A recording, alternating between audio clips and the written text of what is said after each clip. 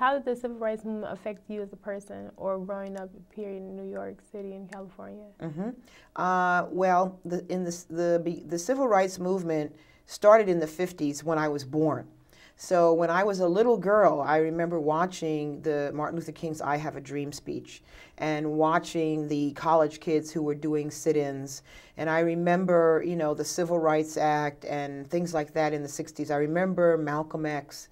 That's how I grew up. I was very much affected by what was happening in the society and the fact that black people, we were then called, when I was born, we were called colored or Negro.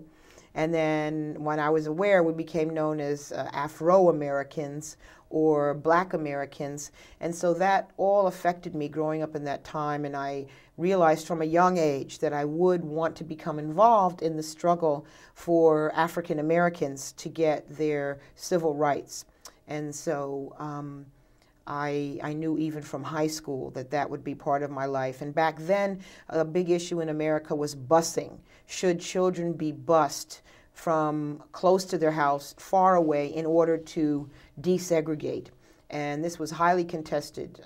Many people, especially the whites, did not want to bus their children to black schools. And so that whole issue of school desegregation was important to me. And also my mom, my mother, who's now retired, she was a high school teacher. All of her family were teachers. And so issues of race discrimination in the schools, underachievement, was all part of my upbringing and interests. And with the civil rights movement at that same time, especially in the 60s, there was a thrust on blacks should be involved with Africa. And so I was part of that as well, that this is a place that we should know about, that we should visit. And so I got involved, or was interested not only in Black America, but also in Africa and what were our roots with respect to Africa. So would you consider yourself being more privileged than others, but for your parents' and siblings being teachers and educators, would you consider yourself more privileged than others? Yes. My grandmother went to college. So I am third generation college, and my sons are fourth generation college. There are very few people in the United States of any color who can say they have 4 generations of college educated people. So in that sense, my family, this is my mother's side family, are incredibly privileged. On the other hand, my mother's family was very much involved in civil rights and in human rights dating back to the 40s and even before that. And so I grew up in a family, I was predominantly around my mother's family, where the idea was we are incredibly privileged that we have education, but with that privilege comes service. And so one of my favorite phrases I use, and that my children have grown up knowing, is a phrase that Marion Wright Edelman became famous for, and she's the director of the Children's Defense Fund. And that statement is, "Service is the rent we pay for living on the planet." And that was really part of my family, that the more education you have, the more ability to travel, the more you have to help others. And my mom's family is from the Bronx, the South Bronx in New York, which is a poor area. My father was from Harlem. He died when I was very young. He was a medical doctor. He was the first generation college in his family. And so I've tried to also teach my children that, you know, you have this education, but you have to help others. I have one of my sons is in New York getting a master's degree at NYU, and he's a big brother, one of the big brother, little brother programs, and so he's also involved in service, as actually are others of my family. That's awesome. What are you doing now to try and continue on your family legend, to stay involved? Well, actually, right now, you know, as I said, I'm based in London. And this is the first time I've spent a whole semester in London. So I'm spending a lot of time in the Black community of London. In London, they have a lot of blacks who are from Africa or from the Caribbean. A few Black Americans are there, but mainly Africans and the Caribbean. And they are also discriminated against inside of Great Britain.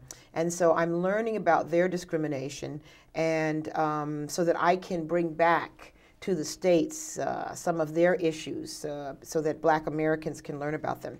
And then I'm also teaching the Black Britons about our issues. So last week, for instance, I did a speech at the City University of London on African Americans in the age of Obama, talking to them about what does it mean to us as African Americans, the fact that we have the first Black president.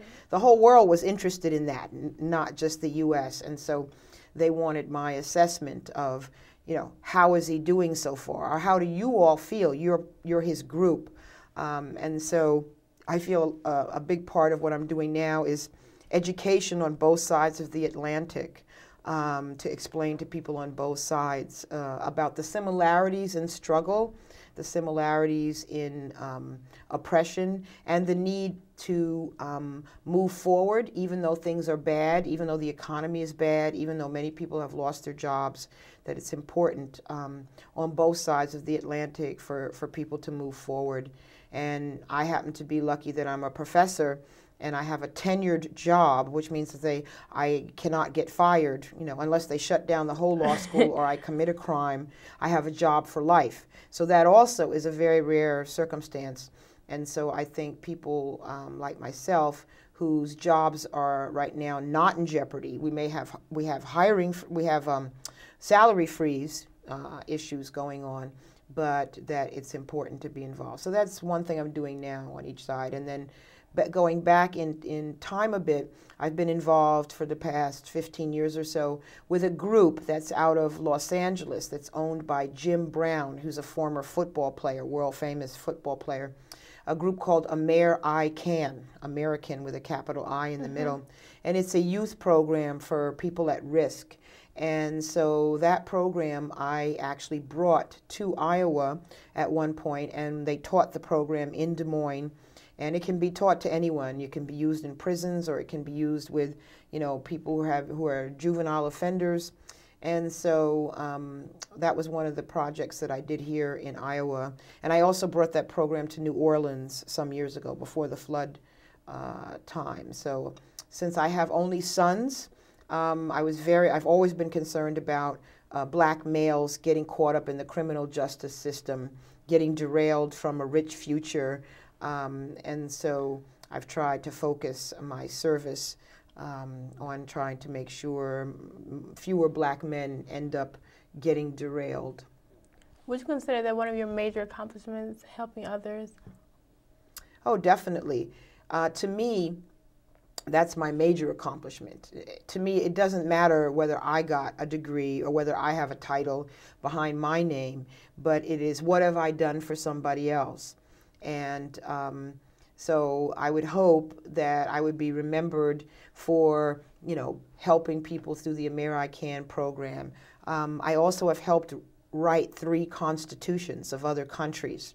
So I've done the helping from local levels involving my own group all the way to global levels. And I hope at some point people would look at that I was able to give my advice to Palestine, which is the West Bank and Gaza. It's not yet independent, but they have a basic law constitution. And I also advised on the South African constitution and also on the Rwandan constitution. So I've tried to hope that I would be remembered for service on all levels, all the way up to the global level.